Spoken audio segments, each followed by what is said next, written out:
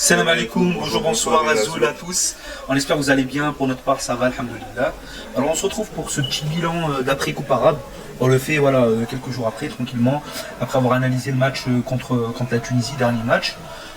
Voilà, on va revenir sur chaque joueur tranquillement, on va dire voilà, le rendement de chaque joueur dans un aspect global de la compétition. Et puis on va rentrer dans la liste, on va rentrer dans le vif du sujet concernant la liste des 30 joueurs. On va vous dire pour nous quel joueur il devrait appeler, etc. En prenant en compte bien sûr les joueurs de l'équipe A qui devraient appeler, l'équipe A', pardon, qui devraient appeler dans l'équipe A pour aller faire la CAN au Cameroun. Alors premièrement, Boulhay. On rentre dans le vif du sujet directement les frères. Premièrement, Boulhay, voilà, il a fait une compétition correcte, voilà, il a été bon. Parfois il faisait des dégagements un peu qui faisaient peur, donc voilà, il y a les matchs décisifs à élimination directe, j'avais peur moi concernant ces dégagements. À chaque fois qu'il dégageait le ballon et qu'il se faisait presser, j'avais peur qu'il fasse un dégagement rapide et que voilà, que le dégagement ne soit pas très bon et que voilà, l'équipe adverse elle récupère le ballon assez haut dans le terrain et puis que voilà, ils font une contre-attaque très rapide et puis qu'ils marquent, tu vois. J'avais peur de ça. Sinon, sorti, il faisait peur, ses sorties. Sinon, dans un aspect global, il a été quand même bon. Il a fait des arrêts décisifs. Par exemple, je pense au Maroc avec Ben Sharki qui a éliminé Bedran avec un contrôle pivot et puis qui a tiré et Boulhay, heureusement qu'il était là. Je pense à contre la Tunisie sur Slichi, sur quelques arrêts voilà, où il a été décisif. Donc c'est assez important. Donc Boulhay, voilà, assez bon quand même dans la compétition. De toute façon, dans les matchs officiels où il faut un gros niveau, on s'attend à Boulhay. Voilà, on s'attend à que Boulhay soit officiellement mis parce que voilà, il n'y a que lui qui répond dans les grands matchs. Pour l'instant en tout cas.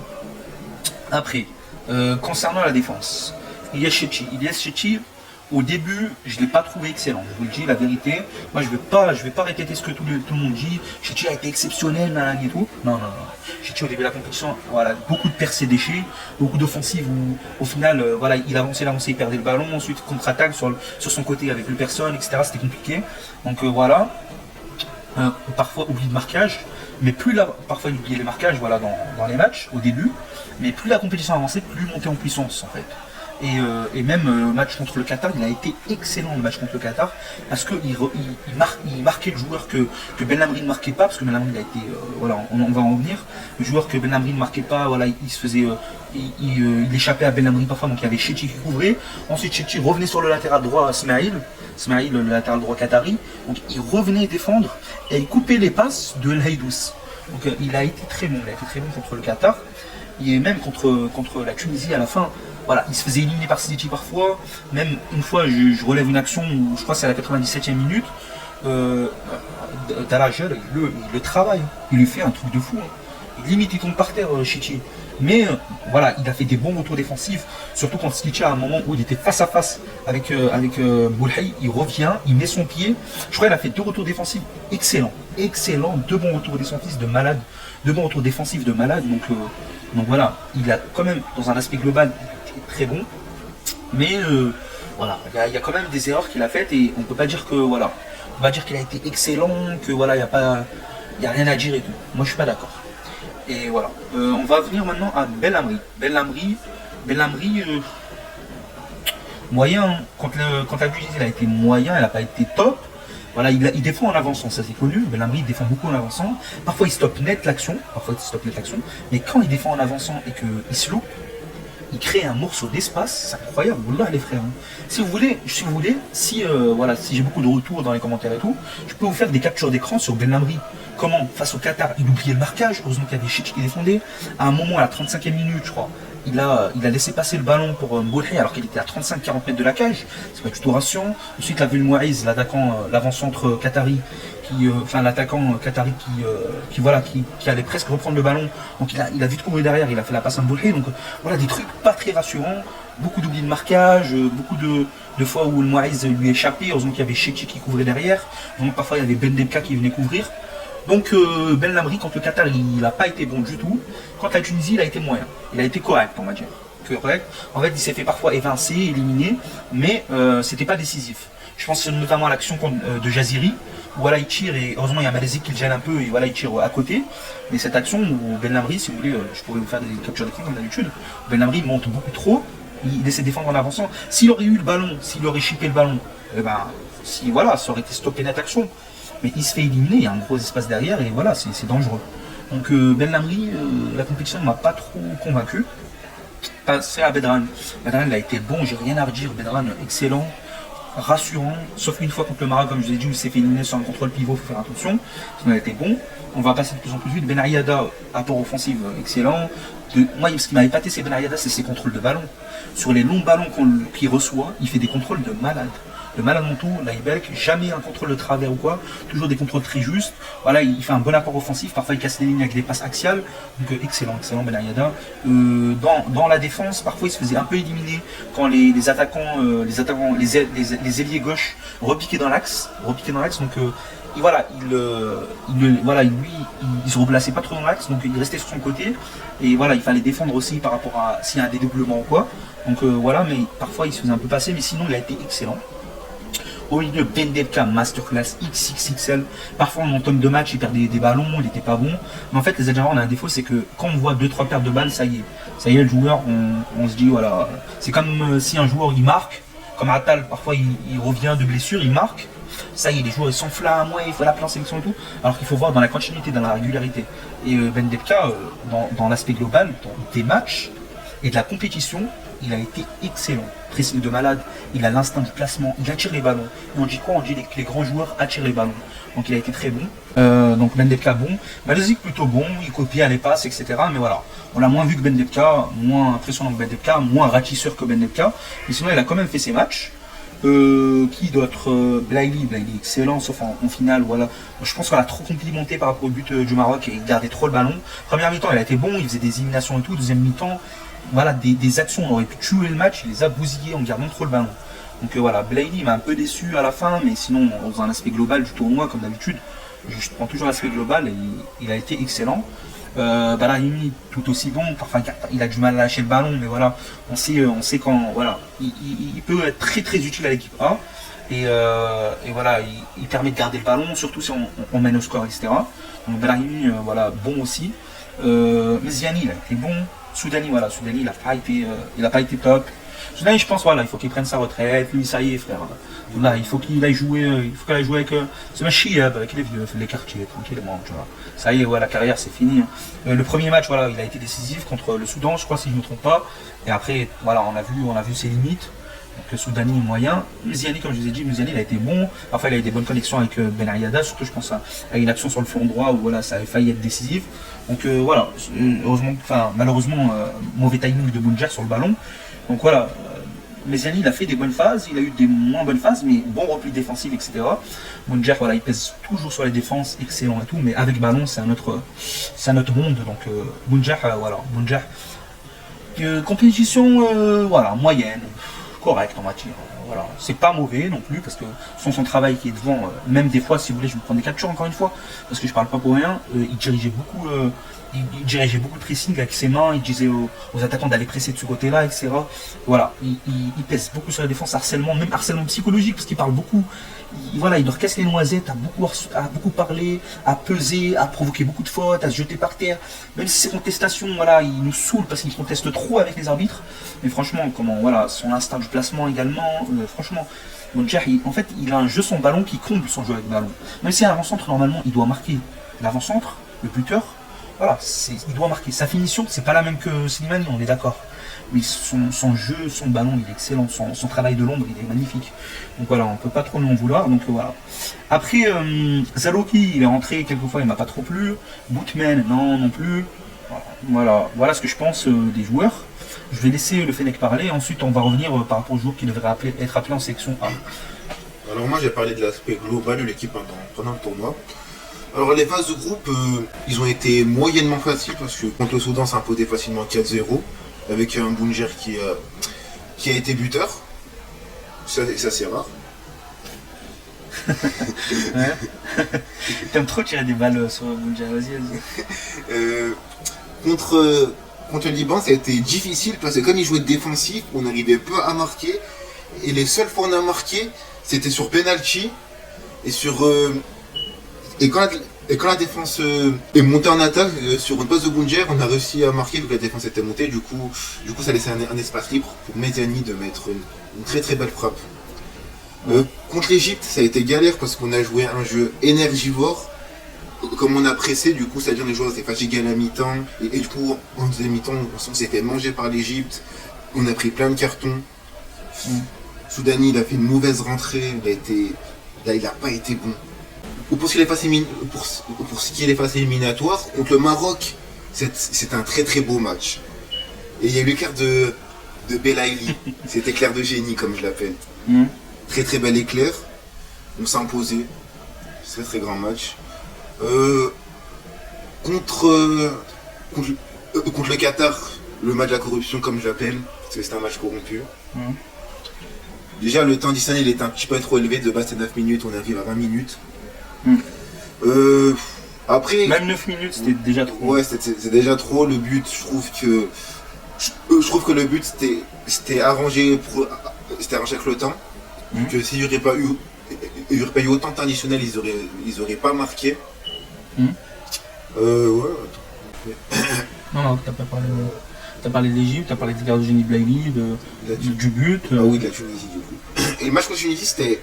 Maroc, t'as pas fait, mais c'est pas grave. Si, j'ai fait. Non, parce que Maroc, c'est venu après l'Égypte et après. Maroc, t'as pas parlé, parce que sur coup de pied arrêté, on a été très mauvais, les marquages, on n'a pas été bons. Le Maroc. Et enfin, j'ai parlé du Maroc, du coup. On a joué en quart de finale, du coup. Le Maroc, c'est une équipe qui nous a battus sur coup de pied arrêté. À cause de Tougaï et de Bedran qui ont fait une faute. Ah non, parce que Bedran, c'était soit lui ou soit Belali qui était sur l'erreur. On a été mauvais sur coup de pied arrêté. Je n'avais pas dit que la faute, elle venait de Mboulhi également. Parce que Mboulhi, il était pas trop placé. Mboulhi, c'était à moitié en fait, tu vois. Ouais, c'était à moitié, donc 50-50. Ouais. Et c'est Mboulhi qui pour moi fait une erreur à moitié, du coup, vu qu'il tend pas assez ses bras pour arrêter la frappe. Ah oui, d'accord, ça c'est le. Ouais, c'est le but. Ok. Ouais, mais sur le deux buts, il fait ça presque. Ouais, ok. Ouais. Premier but, c'est mauvais placement. Deuxième but, c'est une détente. Assez mitigé, comme on pourrait dire. Assez mitigé. C'est vrai, c'était pas assez flexible sur l'arrêt. Ouais. Maroc, Tunisie. T'as pas parlé de la Tunisie. Ouais. Et la grande finale, la Tunisie, qui était. Qatar, t'as pas parlé. Qatar, j'ai parlé Qatar. Ok, t'as pas fait en fait dans l'ordre chronologique, vas-y, c'est pas grave. De toute façon, ça tu repasseras après. Tu peux pas faire, mais c'est pas grave. Vas-y, je vais la balancer comme ça la vidéo. Vas-y. Et la grande finale qui était la Tunisie, qui était un match entre frères, un derby africain, ce que vous voulez quoi, mais c'était un grand match sur le papier. Donc il y avait Hannibal, il y avait du côté égyptien Hannibal, Sliti, il y avait Jaziri, des joueurs bons offensivement. Il y avait il y avait des défense Haïfa, il y avait Maliah, non. Il y avait Talbi, non Maliah il était blessé, il avait les croisants, il avait les croisés. Il y avait Talbi aussi qui était bon sur de la tête aussi. C'était une finale où l'Algérie qui c'était une finale où disons que Belaïli et Brahimi ont gardé trop le ballon. Vraiment, ils ont gardé trop le ballon, ce qui fait qu'on avait des occasions. Mais comme ils gardaient trop le ballon et qu'ils driblaient trop, s'ils faisaient les bonnes passes au bon moment, on marquait. Mais bon, on a quand même gagné grâce au but de Saïd qui a mis une frappe magnifique et qui a compris que le gardien était assez nul. Et on a eu le but de Brahimi qui était libérateur, qui nous a permis de souffler parce que pendant le match on était assez stressé. On voyait 1-0 et surtout parce qu'en fait, l'erreur, parce qu'en fait avant ça, il y avait le corner tunisien qui était dégagé par Bedran, parce que s'il dégageait pas, il rentrait, du coup on allait au penalty. Et c'était à la chance ça, du coup, parce que c'était soit on était chanson passée et on gagnait la finale, ou soit eux ils passaient et gagnaient la finale. Et si on perdait la finale, on avait un goût amer, vu qu'on a battu les plus grandes équipes, on a fait un parcours incroyable en battant le Maroc, le Qatar, en battant le Maroc, le Qatar, les plus grandes équipes du tournoi. C'est vraiment dommage qu'on perdait, mais on a gagné, alhamdoulilah, ça fait plaisir. Et voilà. Il est parti ton personnage. Non, c'est pas grave. Arrive un peu enfantin, mais t'inquiète, le coup, c'est pas grave, je couperai ça. Ensuite, il y avait quoi? Attends, regarde la caméra, neutre. Là, la caméra neutre. Voilà. Du coup, ensuite, il y a eu quoi? Il y a eu. Voilà, du coup, ensuite, on va parler un peu des. Voilà, des joueurs qui devraient appeler. En même temps, on parlera des 30 joueurs. Ça va être une vidéo assez longue. Hein. Alors, les joueurs pour moi que Belmadi devrait appeler. Inch'Allah. Boulhi, Zorba ou Kidja, en gardien. Et 3. En défenseur, à moitié, très mitigé, mais Benlanri, Touba, Tougaï, Manji, Bedaran, Chechi. Bedaran. Voilà, ça c'est les défenseurs centraux. Pour les latéraux, Chechi. Pour les latéraux, Chechi, Ben Sabaini. Et Ben Ayada. Donc ça fait 11. De base, je crois avec 5 défenseurs, je crois. Halaimia et Attal. Parce qu'au cas où Attal il se blesse beaucoup, donc vaut mieux 3 à droite. Attal, ça fait 13 les frères. Au milieu, Ben Debka, Ben Nasser, parce que là ça va être un milieu de fou. Ben Debka, Ben Nasser, Inch'Allah, ça fait 15. Ben Debka, Ben Nasser. Au milieu, j'aimerais bien voir Sarioud. Oui, Sarioud, j'ai pas fait un retour. Sarioud, à la finale, il est entré en finale, il a fait beaucoup de balles perdues. Moi, je vais pas dire qu'il a été excellent parce qu'il a marqué un but. Voilà, j'essaie d'être le plus objectif, le plus juste possible dans mon analyse. Il a fait beaucoup de pertes de ballon, mais voilà, il a eu l'éclair de marquer un but sur la remise de Bonjer. Donc voilà, il a été décisif, donc c'est bien. Ouais, Sarioud, 16. Sarioud, Fegouli, pourquoi pas tester Malzig, Zorgan et Zarouki. Ça fait 20. Ensuite l'attaque, Belaïli Barahimi, Ben Arahma, ça fait 23. En axial, en axial, voilà. En axial, on a pris Fegouli, Fegouli qui est en MOC, Sarioud qui peut faire attaque en axial, voilà Ben Arahma qui peut faire attaque en axial également. À droite, on va prendre Mziani Mahrez. Et en pointe, ça fait 25. Et voilà, pourquoi pas prendre aussi, comment il s'appelle, Ounes. Et en pointe, je vais prendre Slimani, Amoura, Bounjer. Il reste un joueur, on a 29 joueurs là. Et voilà, en pointe, qui d'autre? En pointe, voilà, pourquoi pas. J'ai envie de faire un choix, mais je sais pas si passera. Ça fait 3 avancantes, c'est quand même beaucoup. On va revenir au milieu, je vais prendre Belkebla quand même. Voilà, ça fait 30 joueurs pour moi. Donc c'est déjà pas mal. Moi je pense que voilà, c'est une bonne liste ça. Parce que voilà, il doit appeler 30 joueurs. Après on verra Belmadi s'il va prendre les 30 joueurs. En sachant que voilà, par rapport aux 30 joueurs, en fait, la CAN, voilà, elle a eu peur par rapport au Covid, parce que le Covid ça se propage très vite. On en a déjà eu la preuve en Europe où voilà, il y a eu 5, 4 cas de contamination, où ça s'est propagé très vite dans un groupe. Donc ils ont préféré élargir la liste à 30 joueurs au lieu de 28. Donc voilà, les frères, tout dépend des entraîneurs, ceux qui veulent appeler 30 joueurs, 28, 25, 26, ça dépend. Donc voilà pour moi, parce que 30 joueurs quand même, ça reste un peuple quoi, enfin un gros groupe. Un peuple, c'est énorme là ce que je dis, c'est pas l'envers terme, mais ça reste un gros groupe, donc voilà, c'est pas très simple à gérer. Voilà, on verra ce que Belmadi fera, mais moi, ma liste des 30 joueurs, vu qu'on en a, voilà, ce serait ça. Racha, etc., voilà, pour moi, là, pour moi, je préfère ces 30 joueurs que j'ai nommés.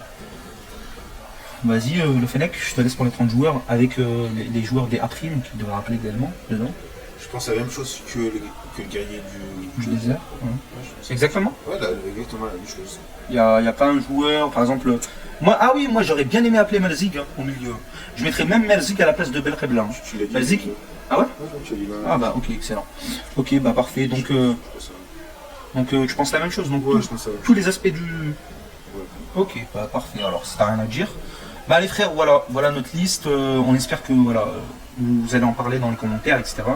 Nous, c'est un pur plaisir de parler de ça. Voilà, Inch'Allah, on gagnera cette CAN, mais surtout qu'on se qualifiera à la Coupe du Monde. Inch'Allah, on fera une belle CAN et qu'elle sera pas, voilà, il n'y aura pas d'histoire avec Infantino, Gianni Infantino, le président de la FIFA, parce que lui, il veut la reporter à tout prix ou l'annuler. Donc voilà, j'espère que Motsepe et Eto'o, ils tiendront vraiment le coup, ils ne céderont pas. Voilà les frères, en tout cas, on vous dit, Inch'Allah, à très bientôt pour une prochaine vidéo. Salam alaikum. Et one, two, three. Viva l'Algérie. Allez, salam.